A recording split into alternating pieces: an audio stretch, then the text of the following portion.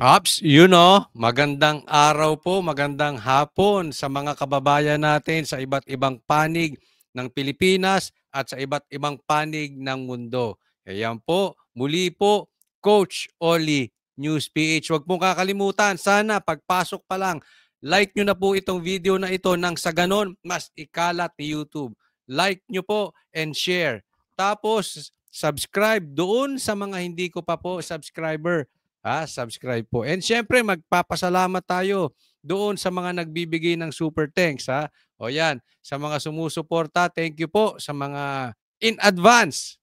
Ah, konting lambing lang po doon sa mga magla-like, share, subscribe, and super thanks. So yan, ang pag-uusapan po natin, ito, Lisa, naiyak, nagdadalamhati. Aba, tignan natin. Tignan natin paano umiyak ang New Yorker. O yan. Tapos, kasi, ito pa, isa pa, ICC, papasok na. Nako, talaga naman matindi, matindi. Pero isa, pag-uusapan natin. Ha?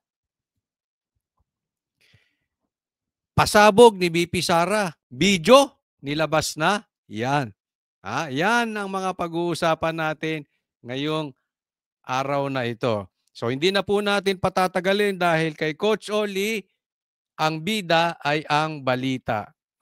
Eto, gusto kong makita ninyo. Isa-isahin natin. Ay nako. Ops, ayan, ayan, yan. Tingnan natin post ito ni Lisa Marcos. Necrological mass and assistance to the bereaved families of Typhoon Christine by DSWD, DG Plus, and etc. etc. Love for all. Sa Talisay, Batangas po yan. Okay? November 10. Naku, mangiyak-ngiyak pa siya, Hindi ko makakalimutan kasi November 10, birthday po yan ng aking panganay na anak. Happy birthday sa'yo. Eto. Grabe, no? Ito pala ang itsura ng isang taong New Yorker umiyak. Alam nyo, alam mo, naiisip ko rito, speaking of anak, ganito yung ganito yung anak ko dating bata, baby. Ganito umiyak. Yung parang yung ayaw mong pababain ng kama kasi gusto maglakad o gusto maglaro, ayaw mong pahiramin ng cellphone. Parang ganon, di ba? O gusto lumabas. Ay, parang, Daddy! Mami! Ayan. Di ba? Alam mo, pasensya na po, madam, ha? Sa aking opinion, medyo ang arte ng dating mo dyan. Medyo overacting ka po. Kasi tingnan mo itsura mo, wala namang luha. Tapos nagdalamhati ka, pinicturan. Pinicturan ng mga staff mo, tapos pinost mo. Kayo nga tanungin ko. 'Di ba? Ito ba talaga ang taong naiiyak? Ganyan ba talaga itsura ng taong naiiyak? Siya nag-post niyan, ha? Sa Facebook niya mismo yan. Sige nga, ganyan ba ang taong naiiyak? Alam mo kasi medyo ang datingan, ipokrito. Dramatic. Parang batang hindi pinagbigyan makabili ng laruan ganun, daddy, daddy. Yes, baka ganyan. Sorry, hindi ko po alam kasi tayo naman ay hindi sosyal. Baka ganyan po ang iyak ng mga sosyal. Ganyan ang mga iyak ng mga high class society. Ganyan ang iyak ng mga alta sa syudad. Ganyan ang mga iyak ng mga New Yorker. Yung mga iyak ng mga walang tattoo. Baka ganyan, di ba? Hindi natin alam. Pero sa aking pagkakaalam, sa tagal ko rin namang sa mundong ito, ilang taon na ako, hindi ganyan ang iyak. Alam mo, baka maraming nagsasabi, Coach Olik, akala ko ba, trabaho ka lang, politika ka lang, hindi ka na may personal, di ba? Kaya ka lang tumitira kasi meron silang nagagawang hindi maganda. Pero ilayo natin dito yung kapamilya. Opo, tama naman di ba? Hindi naman natin inaatake to si Lisa. Kasi first lady 'to, so hindi naman siya talaga ang hinalal ng taong bayan, 'no? So, kaya lang pagka siya ay papasok sa mga activities ng pulitika ay dapat nating punahin.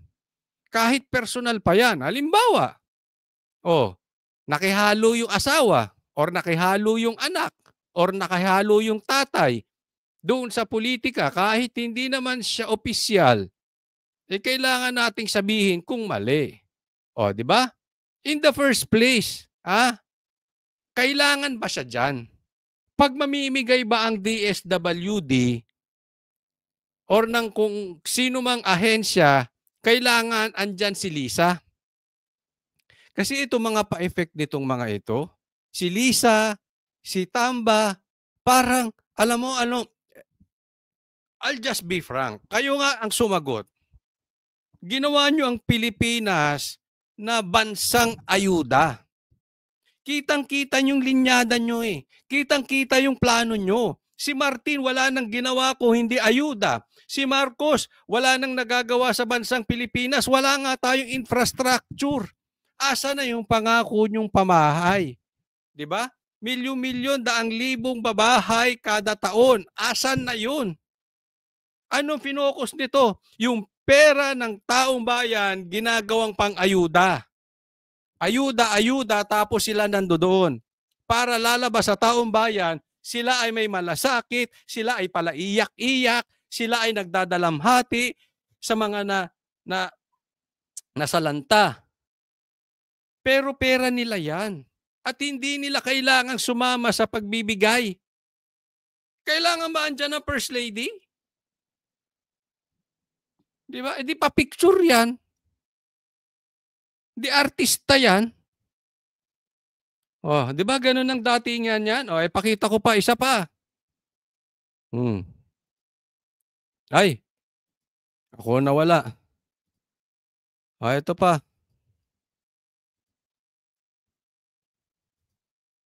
Oh, ito isa pang kaartihan. Oh, tingnan nyo. Oh, ayos ba to?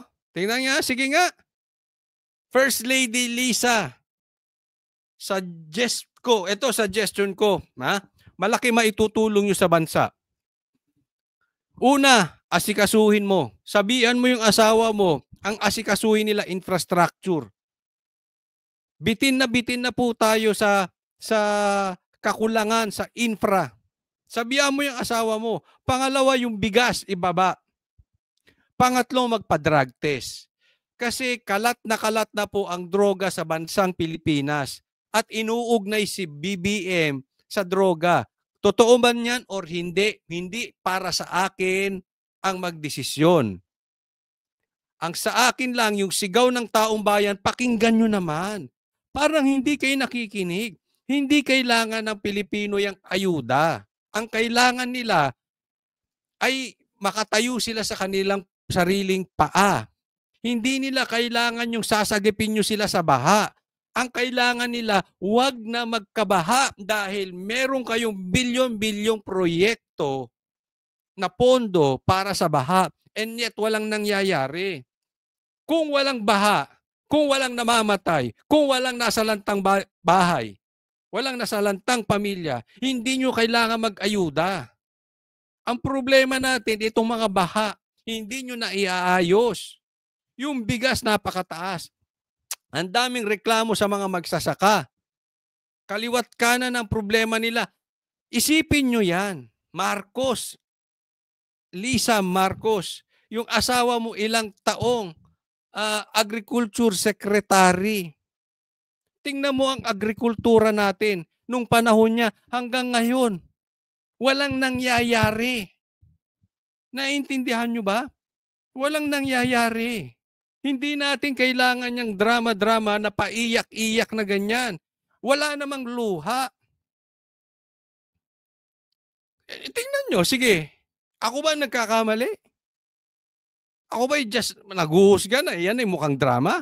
Hindi, sa akin, opinion lang.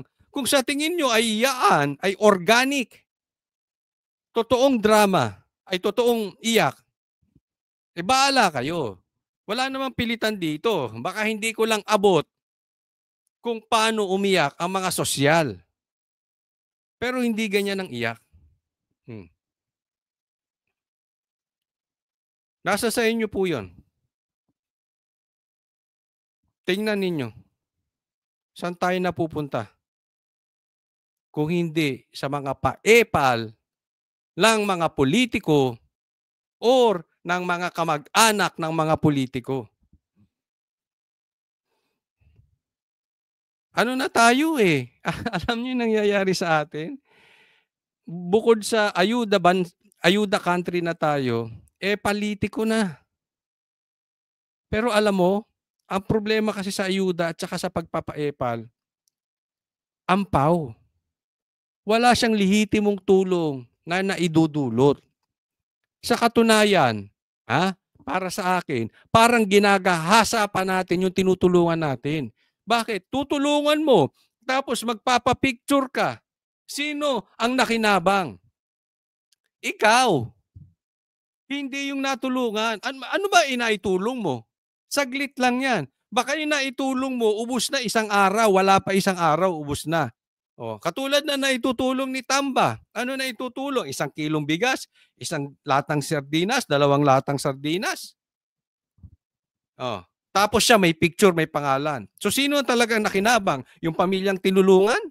Hindi. Ginahasa lang natin yung pamilyang yon. Ginamit natin we are user. Bakit? Mas mahaba ang pakinabang mo na kung tutusin, pera naman nila yung ginagamit nating pang-ayuda sa kanila. Diba? Paano hindi para silang ginahasa?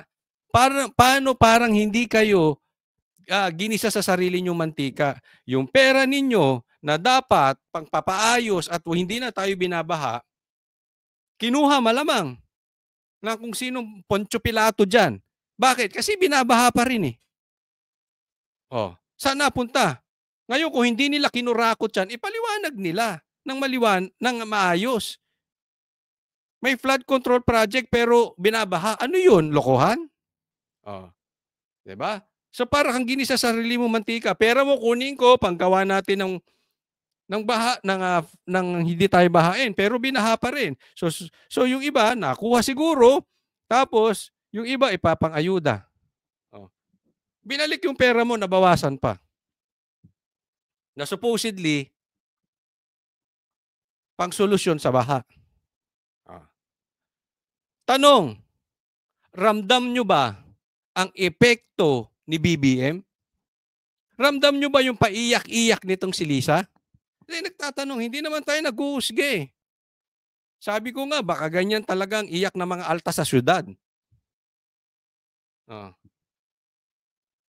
Wag na lang yung iyak. May pakinabang ba? Nararamdaman ba natin? Alam mo, kung ako lang tatanungin, coach, sige nga. Kunwari, ikaw ang political advisor ng Marcos.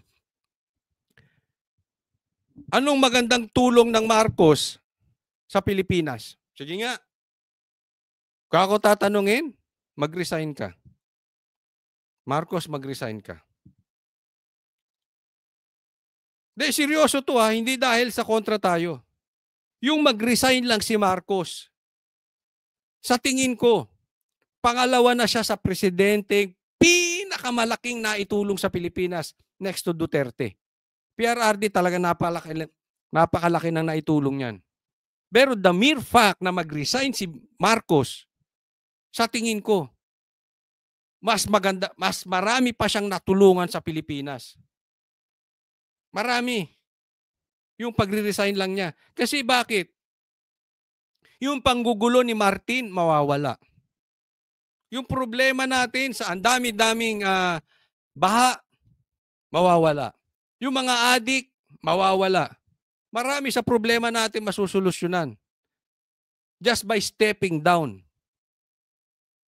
Tatanawin namin yan na napakalaking tulong ni Marcos sa bansang Pilipinas. Gusto mo maging hero, Marcos? I'm serious dito. Hindi ito parang inaasar ka, hindi. Be bigger than yourself. Be a hero. Ang pinakamalaki talaga maitutulong mo, mag-resign. Hanggang nandiyadyaan ka, Eto hanggang andiyan ka. Etong sagabal at panggugulo sa ating ekonomiya, sa ating politikal ni Martin, hindi matatapos. Until 2028, hanggat nakaupo ka, yung problema ng bansa ng Pilipinas kay Martin, hindi matatapos. Hindi po. Hindi ko sinasabing ikaw ang may gawa ng problema ni Martin. Hindi. Posibleng ikaw, posibleng kasabwat, posibleng hindi. Posible namang hindi. Kaya lang, hindi niya na makontrol si Martin. Alam mo, Marcos, sisirain ka niyan si Martin. So please, help the Philippines. Baba ka na. Kasi hanggat nakasandal sa'yo si Martin, ang lakas ng loob. Ang lakas, nagugulo ang ekonomiya natin, nagugulo ang political, ang dami niyang sagabal sa ating bansa. Yan po ang pagkakamali mo na hindi mo tinayuan, ginawa mo pang speaker yung pinsan mo na in the first place, napakapangit. Napakapangit. Kaya nga kino-compare natin kay Duterte, ang layo talaga nito. Si Duterte hindi siya papayag na meron siyang kamag-anak na speaker. Napakapangit, hinayaan mo kasi. Ngayon, binigyan nyo ng power. Nakatikim na ng limpak-limpak na salapi, limpak-limpak na kapangyarihan. He is just a time bomb. Hindi mo na makokontrol. Yan ang problema niyan. Tingnan pa natin tong next na picture.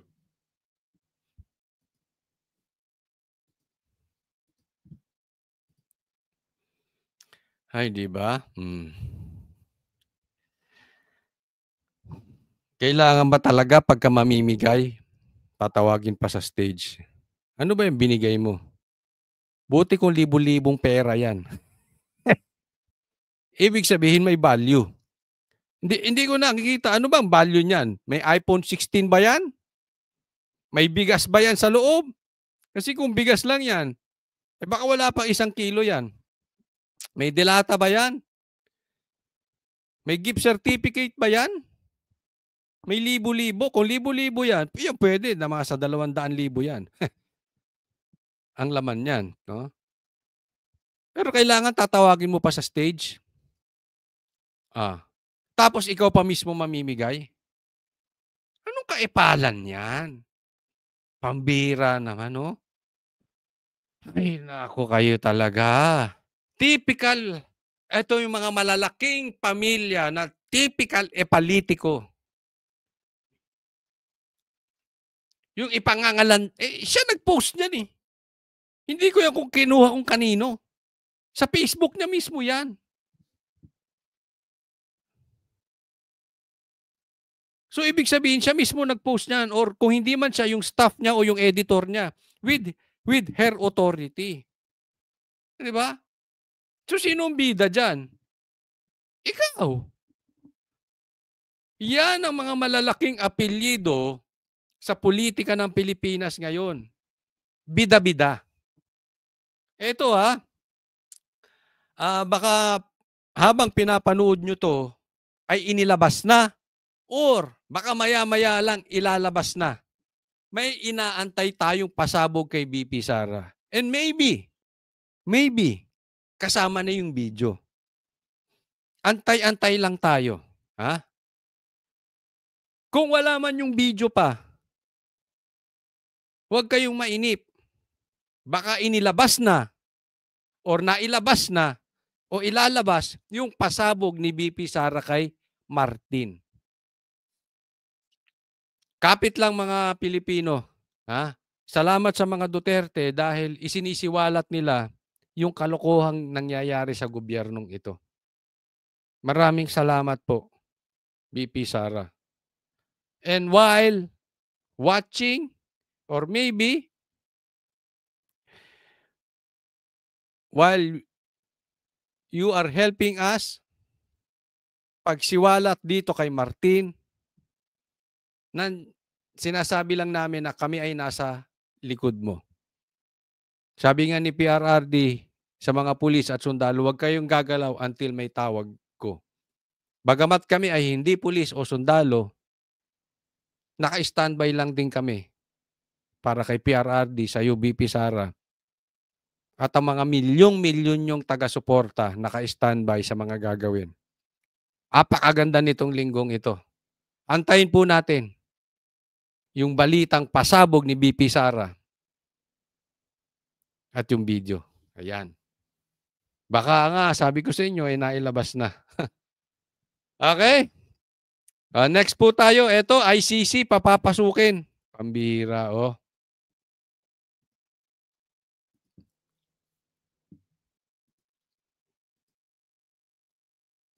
At ni Senador Coco Pimentel si Pangulong Ferdinand R. Marcos Jr. na magbalik bilang miyembro ng ICC o International Criminal Court. Ayon kay Pimentel, pwedeng ituring na Pambira naman to si Pimentel, oh. Pimentel, para ka namang hindi abogado, oh. May hustisya sa Pilipinas, eh. Gusto nitong papasukin ng ICC. Alam mo, itong mga dramang ganito, obviously, gumagalaw ang gobyerno. Considering si Pimentel ay maituturing nating may alam sa batas.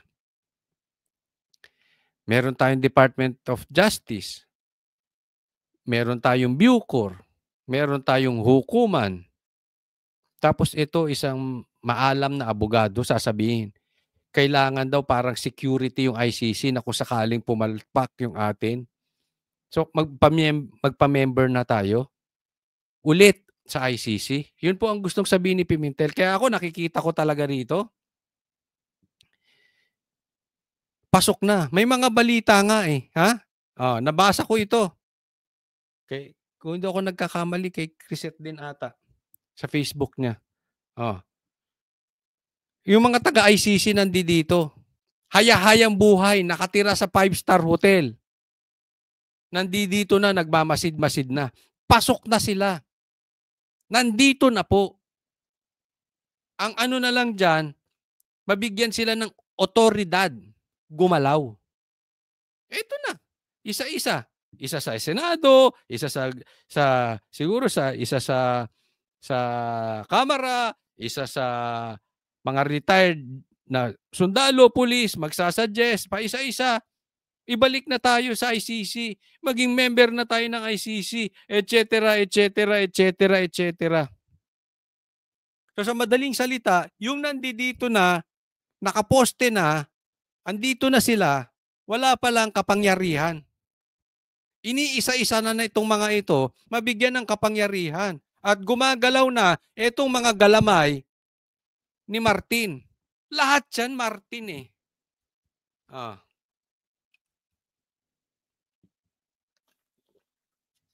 Sino ba ang galit sa mga Duterte? Sino ba ang para sa kanila ay nasasagabal na nakabalik sila sa kanilang sila ay manatili sa pwesto? Mga Duterte. Sino bang may pangarap? Di ba sila Martin? Kaya nga naging issue yung PI, hindi sila nakalusot. Gustong palitan ng batas. Naalala nyo? Gusto pa nga nilang i-extend to 5 years ang katungkulan ng mga congressman. Ganun po sila.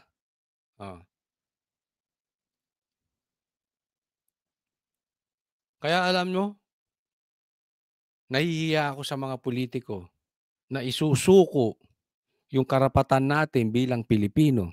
Isusuko mo ang Pilipino sa isang dayuhan na katulad ng ICC.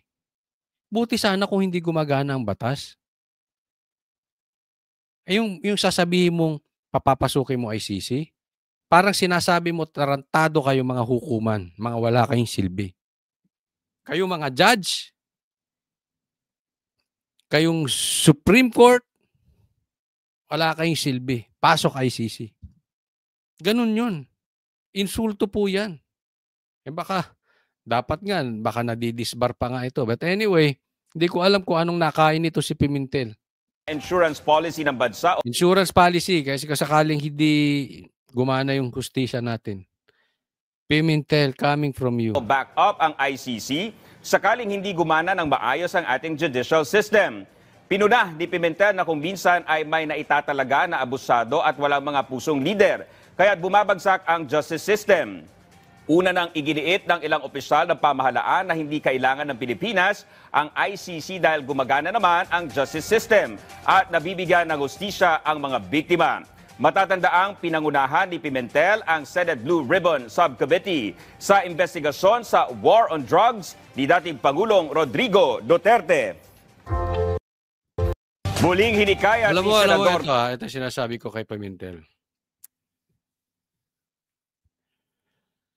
Yung sinasabi niyang insurance policy na kung sakaling meron daw nahahalal na abusado. Halimbawa katulad ni Martin o katulad ni BBM, may nahahalal na abusado.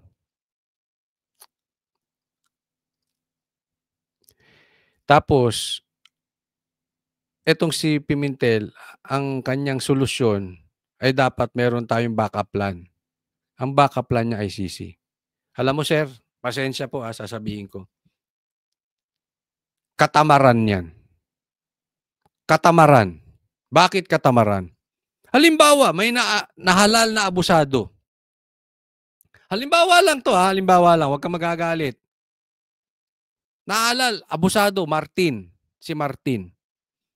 Kaya nga kayo nandyan sa Senado. Kaya nga tayo may pulis. Kaya nga tayo may AFP. Kaya nga din tayo may mga congressman. Kaya tayo may mga presidente. Kaya tayo may mga vice president. Kaya tayo may mga hukuman. Kaya tayo may DOJ. Kaya tayo may ombudsman. Yan ang purpose. Yan ang purpose nyo. Gawin nyo yung necessary. Gawin nyo yung dapat na obligasyon nyo, responsibilidad nyo sa bansa para itong mga abusadong ito matanggal, ma-impeach, mapatigil, makasuhan. Wala parang ayaw nyo na magtrabaho. Gawaing tamad sige, hindi na natin kaya yan si Martin. Dalin mo na lang sa ICC. Hindi na natin kaya si Duterte. Dalin sa ICC. Yan ang style nyo, hindi. Meron tayong hustisya. Meron tayong mga opisyal. Kaya kayo nakaupo dyan dahil kayo ay may impluensya. Meron kayong mandato. Meron kayong responsibilidad. Gawin nyo yung responsibilidad nyo. Huwag nyong ipasa sa iba. Parang trabahong tamad. Masakit. Dahil sa katamaran ninyo, mapupunta ang soberanya sa ibang bansa. Hindi ba nakakahiya yun? Ewan ko kayo, tanungin ko. Sa mga manunood, hindi ba kayo nahihiya sa ganong gawain? Ganong galawan? Ewan ko. Basta ako, mag-aantay ako, BP Sara ha? Huwag po kakalimutan. This week po yun. Maybe later. Ayan na ang pasabog ni BP Sara. Huwag po kakalimutan. Mag-like, subscribe sa mga hindi ko pa po subscriber. And thank you sa mga susuporta, mag-i-sponsor ng Super Thanks. Thank you po. Para sa Diyos at Pilipinas nating mahal. God bless everyone. Coach Oli po.